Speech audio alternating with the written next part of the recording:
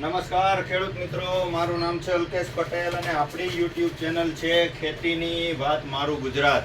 આપણી દુકાનનું નામ છે હિન્દુસ્તાન એગ્રો સીડ્સ કાલાવડ, તાલુકો કાલાવડ, જિલ્લો જામનગર, પ્રોપર કાલાવડ, જૂના માર્કેટિંગ યાર્ડની પાછળ હિન્દુસ્તાન એગ્રો સીડ્સ. તો મિત્રો, આજે આપણે વાત કરશું ડુંગળીની અંદર પ્રથમ છંટકાવ શેનો કરવો. જે આ અત્યારે તો વરસાદી વાતાવરણ અને વરસાદી માહોલ છે.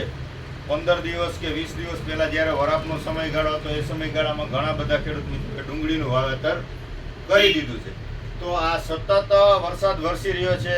મારી ફિલ્ડ વિઝિટ હતી તો એની અંદર જોયું કે પીળાશ ડુંગળીની અંદર વધુ પડતી પીળાશ જે અત્યારે ઉગી ગયા છે, ઉગીને અમુક સુકાઈ જાય છે, અને જે છે ઘેરા એની અંદર પણ પીળાશ વધારે છે. એનું કારણ છે કે અત્યારે હજી ઉગી હોય, મૂળ એક જ હોય, તંતુ મૂળ હોય નહીં.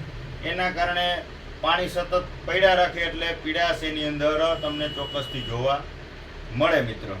તો આજે આપણે ડુંગળીની વાત કરશું કે તમારે ડુંગળી 15 દિવસની કે 20 દિવસની થઈ હોય તો ખાતર કયું આપવું. પહેલા એક ખાસ મિત્રો તમારે ધ્યાન રાખવાની બાબત એ છે કે 1 મહિના દિવસની ડુંગળી થાય ત્યાં સુધી તમારે યુરિયા શક્ય હોય ત્યાં સુધી યુરિયા આપવું નહીં. એનું તમને કારણ આપું કે યુરિયાનો દાણો ડુંગળીના છોડમાં પડ્યો રહેશે તો એ ડુંગળીનો છોડ બળી જશે.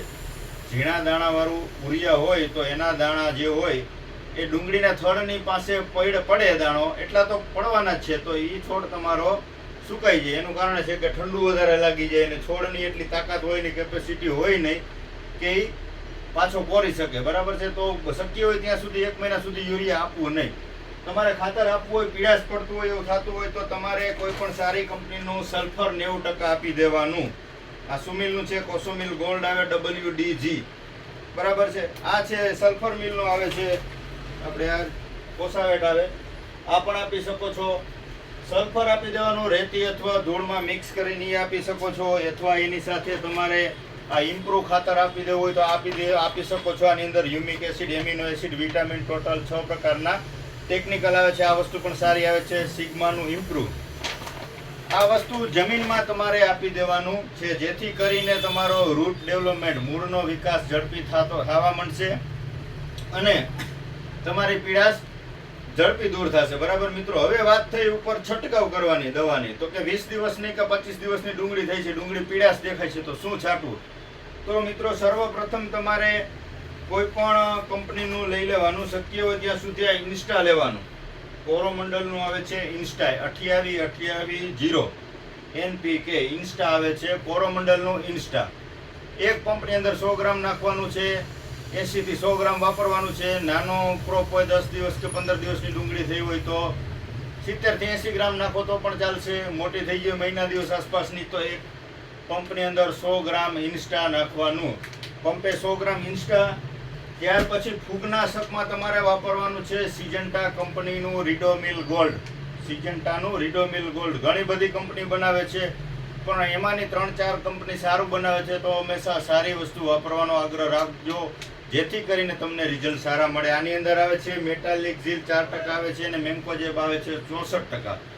ઘણી સારી કંપની બનાવે છે, તો શક્ય હોય ત્યાં સુધી સારી કંપનીનું લઈને વાપરજો. રીડોમિલ ગોલ્ડ આ ફૂગનાશકનું કામ કરશે.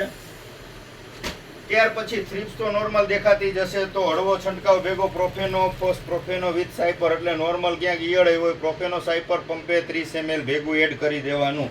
એ પણ તમે કોઈ પણ સારી કંપનીનું લઈ શકો છો. નાગાર્જુનનું છે કે પછી સિજન્ટાનું પોલિટ્રીન સી, આ પણ તમે આની અંદર પંપે 30 ml એડ કરવાનું છે. બીજું એક માઇક્રોન્યુટન 28-28 વાપરો જ છો, આની જગ્યાએ તમે બીજું પણ વાપરી શકો.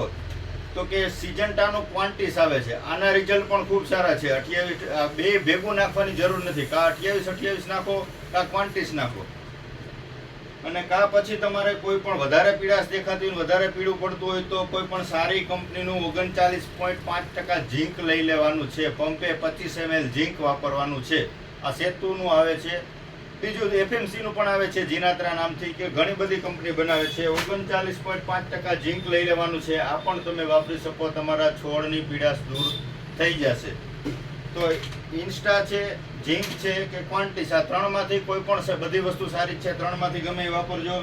ફંગીસાઇડમાં રીડોમિલ ગોલ્ડ વાપરજો, રિઝલ્ટ ખૂબ સારા છે. તમારી ડુંગળી પીળી પડતી હશે તો એકદમ કલરમાં આવી જશે મિત્રો.